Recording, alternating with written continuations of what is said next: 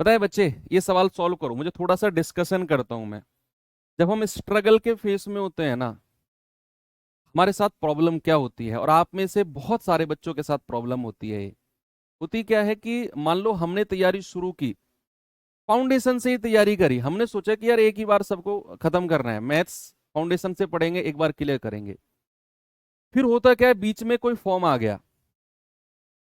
मान लो हमने बैच शुरू किया था मार्च से, मान लो अप्रैल में कोई फॉर्म आ गया कि भाई फलाने एग्जाम का फॉर्म है, अप्रैल में आ गया, सितंबर में पेपर होगा। तो फिर हमारा दिमाग, जिस दिमाग से हम लगे थे कि एक बार खत्म करके फिर जो आपके फॉर्म आएंगे सबको भरेंगे, वो चेंज हो जाता है। फिर हमारा सितंबर टारगेट बन जाएगा, और मार्च से लेकर सितंबर के बीच में जितनी पढ़ाई होगी उसी में ही हम एग्जाम दे के आ जाएंगे। इनकेस नहीं हुआ, फिर हम नए शुरुआत करने की कोशिश करेंगे कि अब तो भाई साहब सब कुछ भूल के शुरू से तैयारी शुरू करनी है। मान लो सितंबर से आप लगे तैयारी करने, अक्टूबर में फॉर्म आ गया किसी एग्जाम का कि भाई जनवरी में पेपर है। फिर आप सब कुछ भूल के जनवरी को टारगेट कर लेते हो। वो 3-4 महीने, उन 3-4 महीने में चारों पांचों सब्जेक्ट को रगड़ रगड़ के पढ़ते हो। मैथ्स भी पढ़ रहे हो, रीजनिंग भी पढ़ रहे हो, जीएस भी पढ़ रहे हो, इंग्लिश भी पढ़ रहे हो, हिंदी भी पढ़ रहे हो, जहां पर इनमें से जो भी आता है। क्या 4 महीने में चारों सब्जेक्ट में परफेक्शन आ सकती है? क्या 4 महीने के पीरियड में चारों सब्जेक्ट में परफेक्शन आ सकती है? कभी नहीं आ सकती।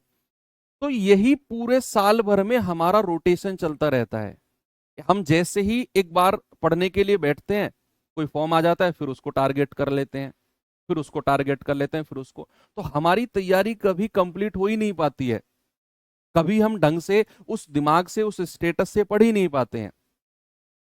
मैं सच बता रहा हूं आपको। तो फिर क्या करें सर? बच्चे, आपको थोड़ा सा टाइम तो लगेगा। थोड़ा सा मैं मानता हूं, आपको एक दो वैकेंसी सेक्रीफाइस करनी पड़ सकती हैं। लेकिन आप एक टाइम पर दो ही सब्जेक्ट पढ़ो।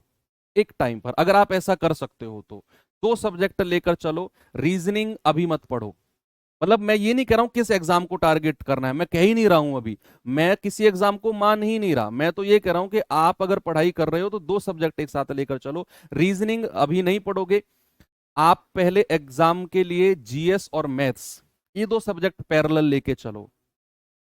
आप मैथ्स पढ़ो, आप जीएस पढ़ो। दिन में 2-3-4 घंटे मैथ्स को दो, दिन में 2-3-4 घंटे जीएस को दो, बाकी सब्जेक्ट को हटा दो। बाकी सब्जेक्ट की किताब कॉपी बंद करके लगा दो, सेफ में लगा दो। दो सब्जेक्ट, दो बुक्स, दो कॉपी आपके पास होनी चाहिए। इन दो पे ही काम करना है। आप लाइब्रेरी जाते हो, 3-4 घंटे मैथ्स, 3-4 घंटे जीएस, बंद करो, आ जाओ। 6-7 घंटे दिन के काफी हैं। ऐसा आप 5 से 6 महीने कर लो। बीच में जो भी एग्जाम आ रहा है, जो भी फॉर्म आ रहा है, भर दो, उसको टारगेट मत करो। हमारे अंदर लालच आ जाता है, यार देख लूं ये 3-4 महीने में तैयारी हो गई, सिलेक्शन हो गया तो मजा आ जाएगा। सिलेक्शन तो तब होगा जब आप उसके लिए तैयार हो जाओगे। ये लालच ही तो हमारे दिमाग को डेवलप नहीं होने देता है। आप 6-7 महीने दो सब्जेक्ट पे कमांड बनाओ। जैसे ही 6-7 महीने में एक सब्जेक्ट खत्म होता है, मान लो मैथ्स खत्म हो गया, उठाकर रीजनिंग ले आओ। मैथ्स हटा दो, रीजनिंग ले आओ। मैथ्स को 2-3 घंटे अलग से देने लग जाओ प्रैक्टिस के लिए। बाकी टाइम रीजनिंग शेयर कर लेगा उसका। फिर रीजनिंग मान लो 3 महीने में खत्म हो गई, फिर रीजनिंग को हटाओ, हिंदी या इंग्लिश में किसी एक को ले आओ। जीएस पैरेलल चलती रहेगी। जीएस तो ऐसा सब्जेक्ट है, वो चलता रहता है सालों साल।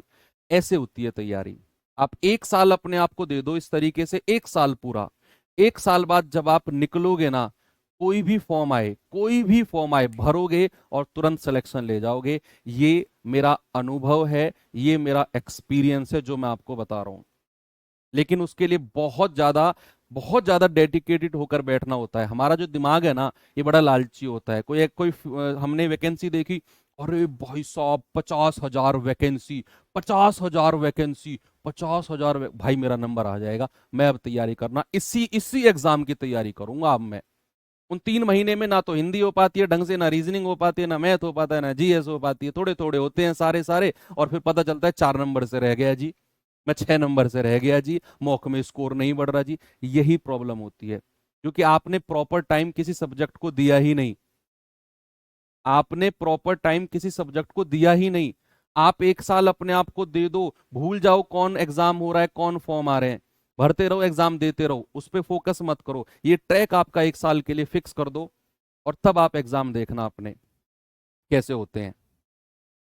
है ना। सर जनवरी से 2 सब्जेक्ट पढ़ रहा हूं, वेरी गुड। बहुत, आप जब दिसंबर पकड़ोगे ना अपना, तब देखना आप।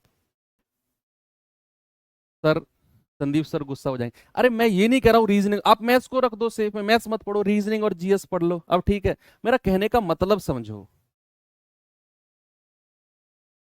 अजीब है यार।